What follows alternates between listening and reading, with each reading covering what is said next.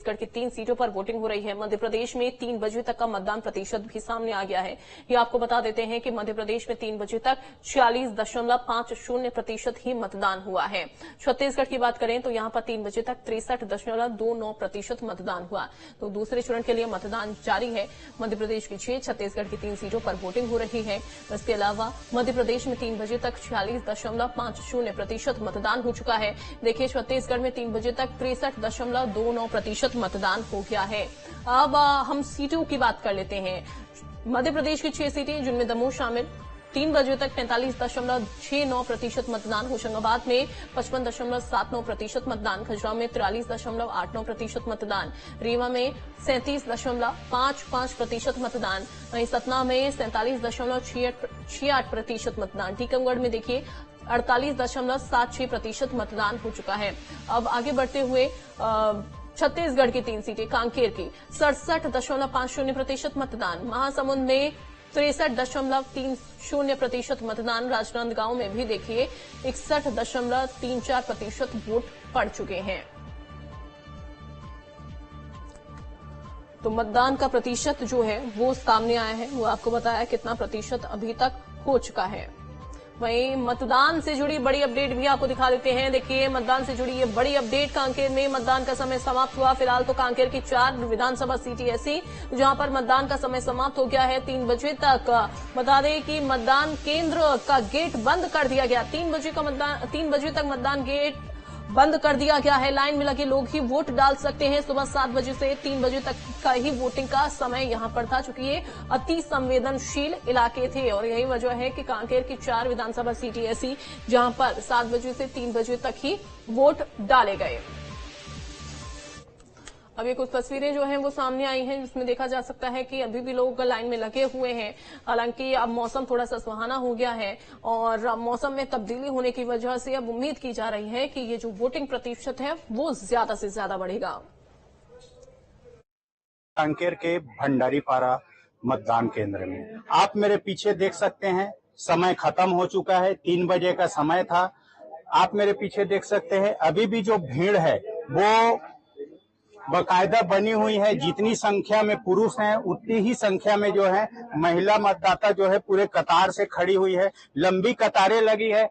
जो boundary wall के अंदर है, जो भी मतगणना स्थल के अंदर है, उनको मौका दिया जाएगा कि जब तक उनका मतदान पूरा नहीं हो जाता तब तक उनको समय दिया जाएगा। हालांकि समय जो है 3 बजे तक के लिए है, लेकिन आप देख सकते हैं कहीं न कहीं मतदाता काफी उत्साहित नजर आ रहे हैं, क्योंकि समय होने के बाद भी जो है वो पूरे आज भी अभी इतनी कड़कड़ाती धूप में खड़े हुए हैं। पीछे आप देख सकते हैं भीड़ ही भीड़ है। मतलब मतदान को लेकर लोगों में काफी उत्साह है। न्यूज स्टेट छत्तीसगढ़, कांकेर से लोकेन सिंह ठाकुर की रिपोर्ट। संदीप, अतुल और अखिलेश हमारे साथ बने हुए हैं। संदीप, आपका ही मैं रुक करूंगी, क्योंकि ब्रेक पर जाने से पहले आपसे हम चर्चा कर रहे थे और ये जानने की मैंने कोशिश की थी कि आखिरकार वोट प्रतिशत जो है वो इतना कम क्यों है और क्या ये वोट प्रतिशत बढ़ेगा। तो जैसा कि आपने बताया कि अभी मौसम में थोड़ी सी तब्दीली जरूर हुई है और शादी ब्याह का इस समय माहौल घरों में चल रहा है, तो लोग उस हिसाब से थोड़े से कम आए, लेकिन वोट का प्रतिशत बढ़ सकता है।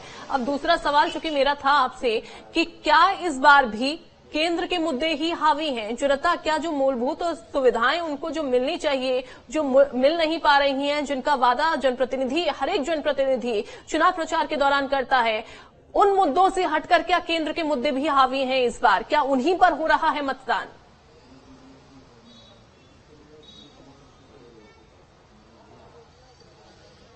देखिए, मुद्दे तो सभी हावी होते हैं, क्योंकि जब जनता अपने मुद्दों के बारे में बात करती है तो वो सारे के सारे मुद्दों को सामने लेकर आती है, चाहे महंगाई, बेरोजगारी जैसे मुद्दे हों, स्थानीय दूसरे मुद्दे हों या फिर राष्ट्रीय और अंतर्राष्ट्रीय स्तर के मुद्दे।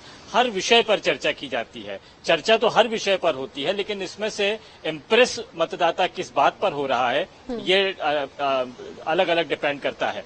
अहम बात यह है कि इतने सारे मुद्दों के बीच में से एक मुद्दा चुनकर या अलग अलग मुद्दों से प्रभावित होकर मतदान केंद्र के प्रति आकर्षण को देखकर लगता है कि चुनाव को लेकर मतदाता क्या सोच रहा है।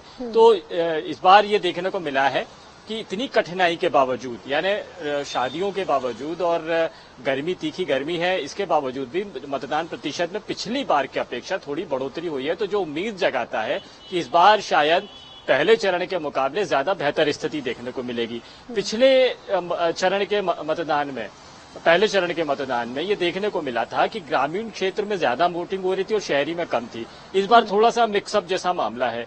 रीवा जैसा इलाका, यहाँ पर बेहद कम वोटिंग देखने को मिल रही है, लेकिन होशंगाबाद जहाँ पर अतुल खड़े हुए हैं, यहाँ तो मतदान का भारी उत्साह नजर आ रहा है। और ये समूचा होशंगाबाद और नरसिंहपुर क्षेत्र है, ये यहाँ पर बड़े शहर यहाँ शामिल है, यानी शहरों ने मतदान करने में बेहद अच्छी दिलचस्पी ली है।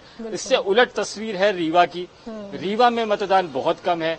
यहाँ रीवा राजनीतिक तौर पे बेहद जागरूक इलाका समझा जाता है, लेकिन यहाँ पर आप देखिए जब वोट देने की बारी आई है तो बेहद कम मतदान है यहाँ पे। रीवा में अभी तक 37.55% मतदान हुआ है, जो रीवा के लोगों की उम्मीदों पर के मुकाबले तो बिल्कुल ठीक नजर नहीं आता। यहाँ पर मतदान प्रतिशत और तेज होना चाहिए था, बढ़ा हुआ होना चाहिए था, जो रीवा की तासीर रही है, लेकिन इस बार कमजोर है। शायद धूप उसका एक वजह हो सकती है, शादी ब्याह उसकी वजह हो सकती है, लेकिन बाकी जगह औसत देखें अभी तक 45 to 47, 49% जो मतदान है, ये लगभग ठीक कहा जाता है।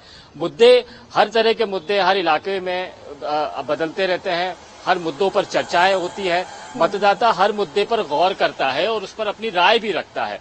वोट देते वक्त में वो कौन सा मुद्दा प्रभावी हो जाएगा, ये अलग बात होती है, लेकिन ये इस बार हम जो एक बदलाव की स्थिति देखने को मिल रही है कि शहरी लोग भी अब आगे आए हैं और मतदान कर रहे हैं, अपने मुद्दों के प्रति, अपने कर्तव्य के प्रति जागरूक हैं।